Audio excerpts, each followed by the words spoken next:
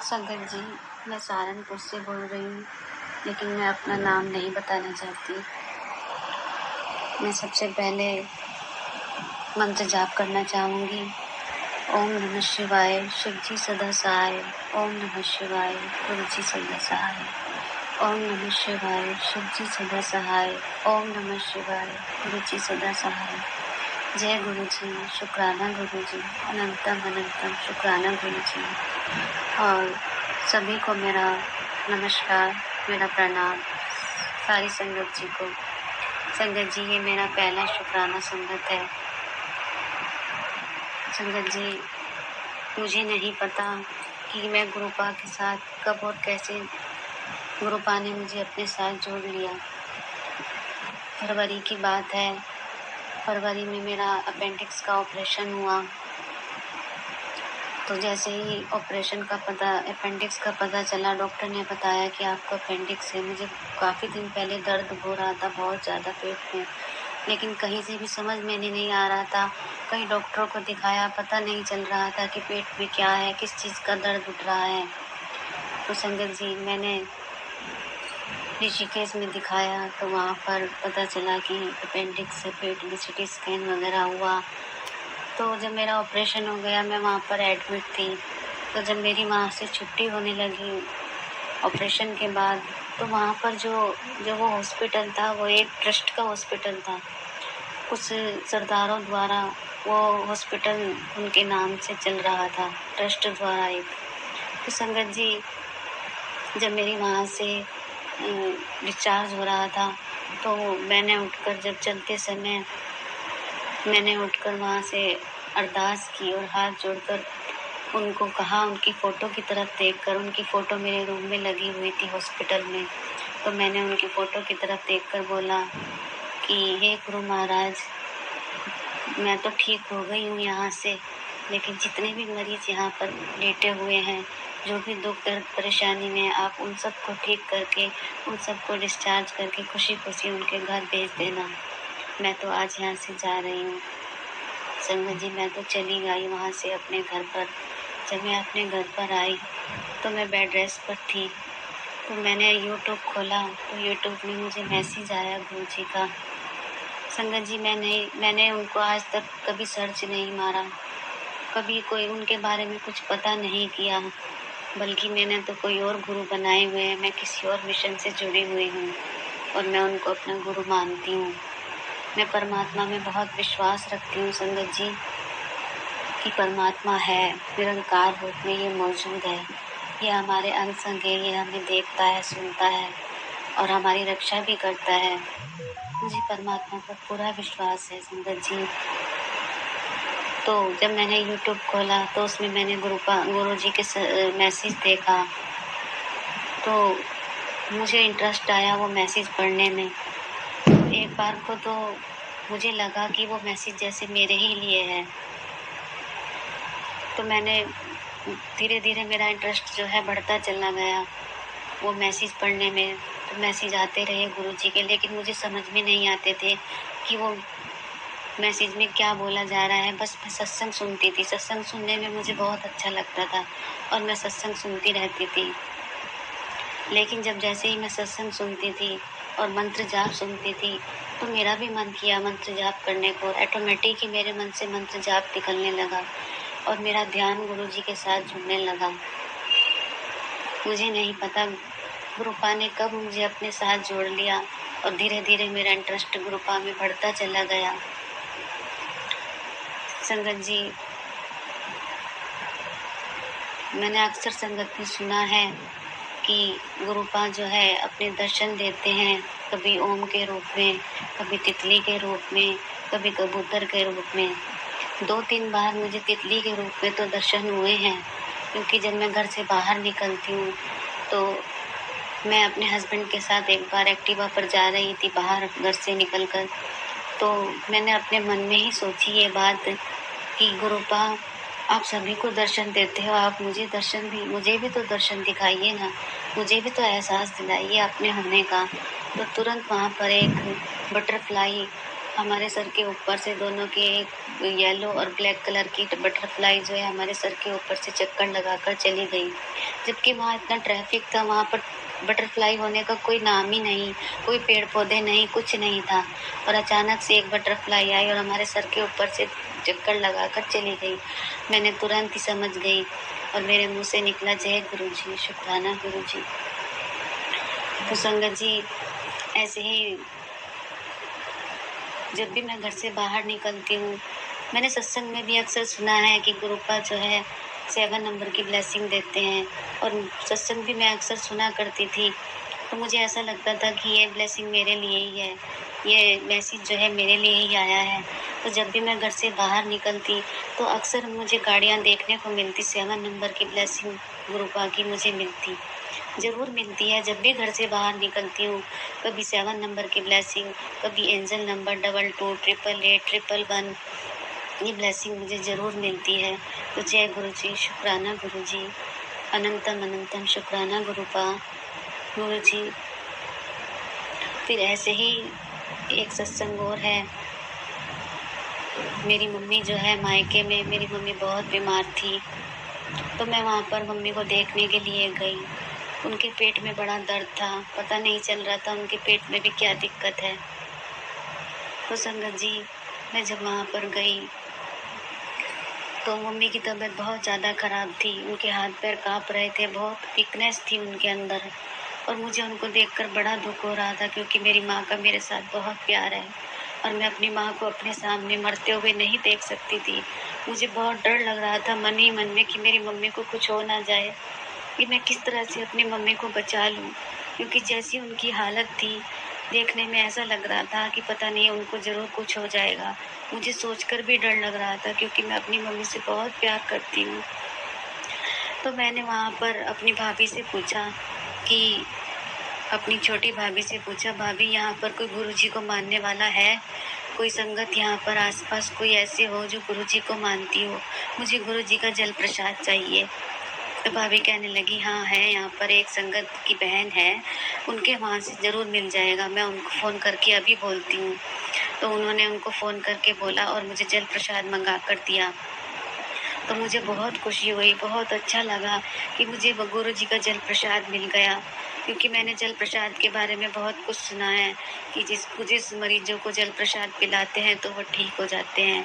तो संगत जी, जब वो जल प्रसाद मैंने मंगाया, मैंने अपनी मम्मी को एक एक ढक्कन करके वो जल प्रसाद पिलाती रही और जल प्रसाद से ही दवाई भी पिलाती रही। तो जब मैंने मम्मी से पूछा अब कैसा लग रहा है, तो मेरी मम्मी को बहुत अच्छा लगा। जब उनके मुंह में जल प्रसाद डालती रही तो लगा कि एक रात कटनी जो है मुश्किल हो रही थी, क्योंकि अगले दिन उनको मेरठ हॉस्पिटल लेकर जाना था। तो गुरुपा ने रक्षा की और वो जल प्रसाद जैसे ही मम्मी को पिला डालती रही मुंह में, तो उनको अच्छा लगा। उनको वीकनेस बहुत ज़्यादा हो रही थी, तो वो आराम से सो गई और मैं मंत्र जाप करती रही, सिमरन करती रही।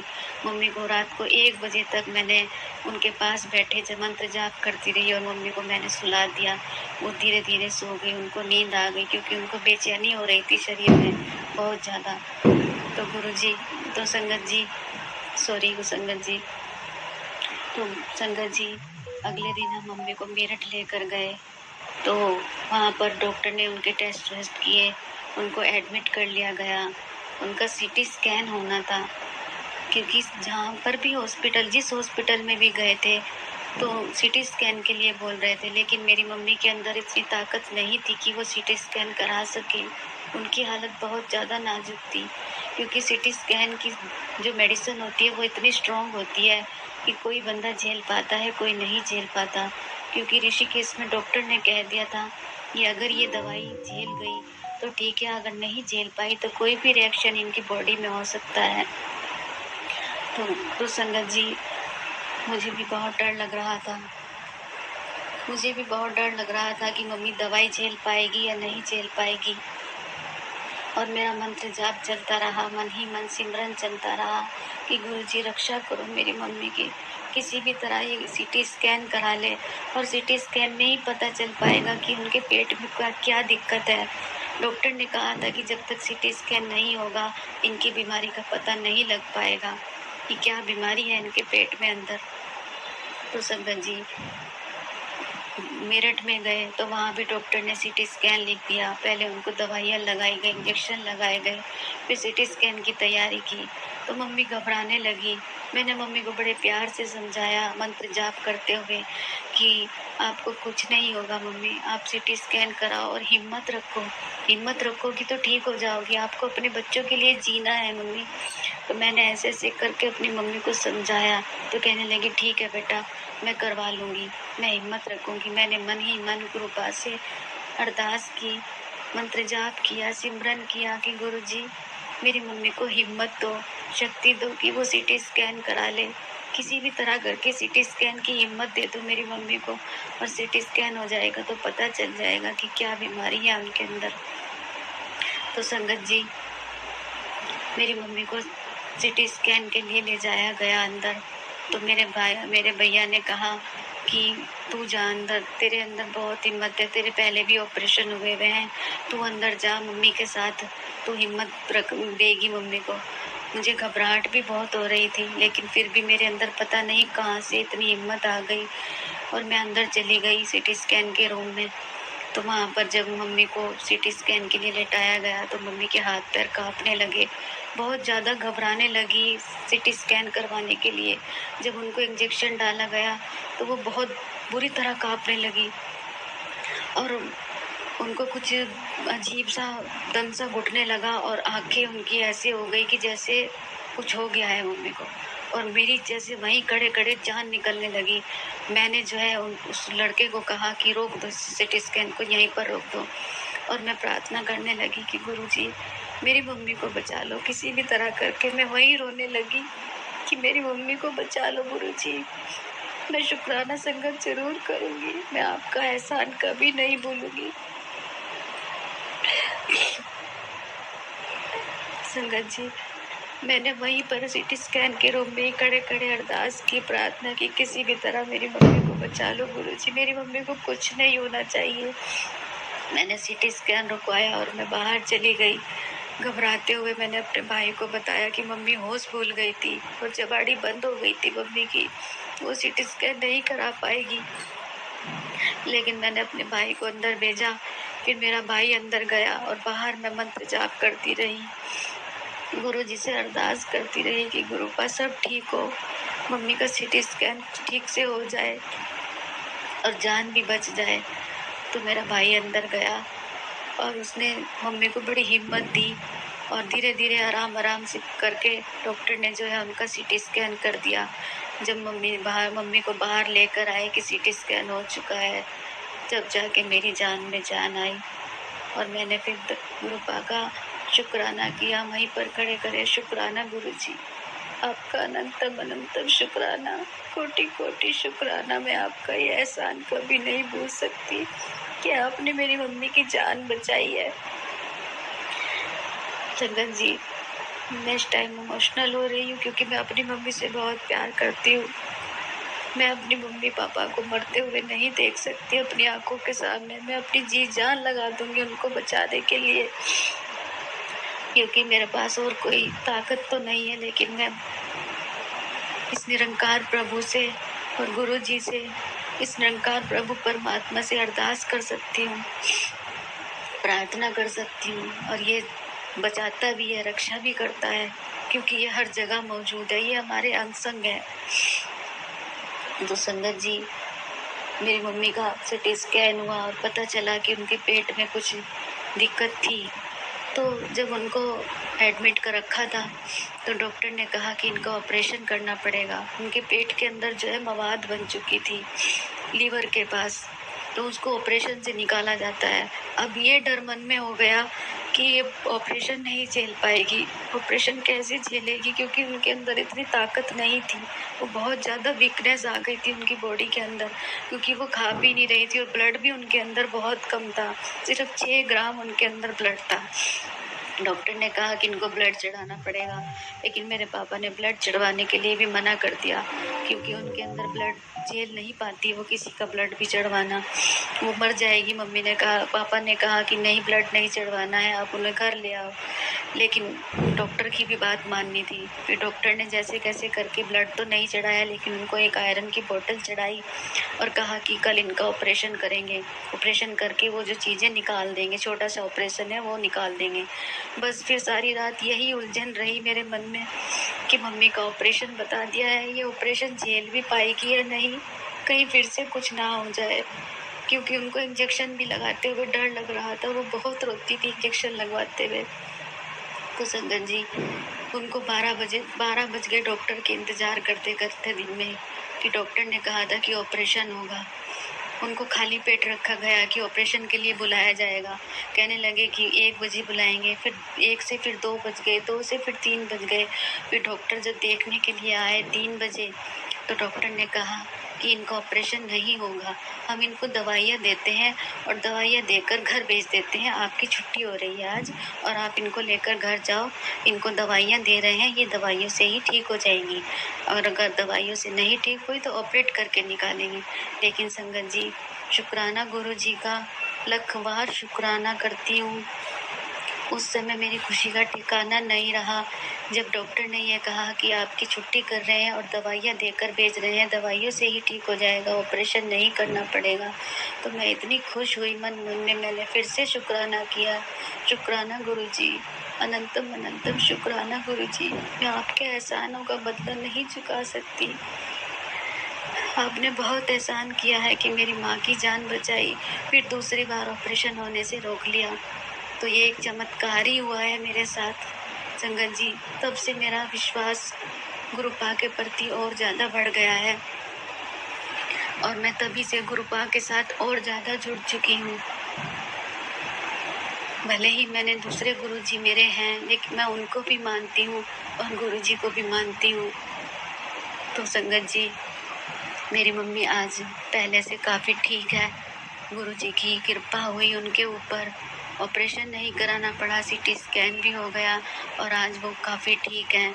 तो जय गुरुजी, शुक्राना गुरुजी। संगत जी, मैं गुरुजी का कैसे शुक्राना करूं कि छोटी सी जुबान है, शुक्राना भी करना नहीं आता है मुझे। बहुत दिनों से सोच रही थी कि शुक्राना संगत करूंगी, शुक्राना संगत करूंगी, लेकिन बहुत डर लगता था कि कैसे करूं। आज अरदास की गुरुपा के चरणों में कि गुरुजी, मुझसे शुक्राना संगत करना है, मुझे आप मेरे साथ रहना। आज गुरुजी की एहसास मेरे साथ है, कृपा मेरे अंग है, वो मुझे सुन रहे हैं, देख रहे हैं और वही मुझसे जो कुछ बुलवा रहे हैं, गुरुपा ही बुलवा रहे हैं। उन्होंने ही मुझे हिम्मत दी है कि तू आज शुक्राना संगत कर, मैं तेरे साथ हूँ। और हमेशा मुझे ऐसा फील होता है, जब भी मैं कहीं जाती हूँ, घर से बाहर निकलती, तो ऐसा लगता है गुरुपा मेरे साथ है, मेरे साथ चल रहे हैं, मुझे देख रहे हैं। संगत जी, मैं एक बात और बताना भूल गई हूँ। संगत जी, जब से मैं गुरुपा के साथ जुड़ी हूँ, जब से गुरुपा ने मुझे अपने साथ जोड़ा है, मेरे अंदर इतना बदलाव आया है। मुझे बहुत गुस्सा आया करता था, मैं गुस्से से आग बबूला हो जाया करती थी, क्योंकि मुझे बीमारी है नींद ना आने की। मेरे अंदर चिड़चिड़ापन रहता था, मेरे अंदर चिड़चिड़ापन रहता था और मैं छोटी छोटी बात पर गुस्सा हो जाया करती थी, लड़ने लग जाती थी अपने घर वालों के साथ, छोटी छोटी बात पर चिल्लाने लगती थी। बहुत बुरी तरह से एंजाइटी की प्रॉब्लम मेरे को थी और दवाइयाँ भी मैं इतनी खाती हूँ नींद ना आने की, क्योंकि मुझे नींद बहुत कम आती है। लेकिन जब से गुरुपा ने मुझे अपने साथ जोड़ा है, मुझे थोड़ी बहुत नींद भी आने लगी है और मेरे स्वभाव में भी बहुत चेंज आया है। मुझे गुस्सा तो आता है, लेकिन बहुत जल्दी मेरा गुस्सा ठंडा भी हो जाता है। मैं अपने घर परिवार में पहले से बहुत ज़्यादा अच्छे से रहने लगी हूँ। अगर कोई मुझे कुछ बोल देता था तो मुझे एकदम गुस्सा चढ़ता था, मन करता था उसे पलट के कुछ भी बोल दूँ। लेकिन जब से गुरुपा ने मुझे अपने साथ जोड़ा है, मैं पलटकर ज़्यादा नहीं बोलती। गुस्सा तो अभी भी आता है, लेकिन इतना नहीं आता और मैं बात को भूल जाती हूँ। पहले मैं बात को याद रखती थी, दिल से लगा कर बैठ जाती थी, लेकिन अब मैं इग्नोर कर देती हूँ। अब मैं उन बातों को अपने दिल से नहीं लगाती। कभी कभी हो जाता है कि बहुत ज़्यादा कोई बुरा बोल देता है तो दिल से लग जाती हैं बातें, लेकिन जब मैं सिमरन करती हूँ, मंत्र जाप करती हूँ और गुरुपा से अरदास करती हूँ, तो मैं उन बातों को भूल जाती हूँ और टेंशन फिर ज़्यादा नहीं होती है उस चीज़ की।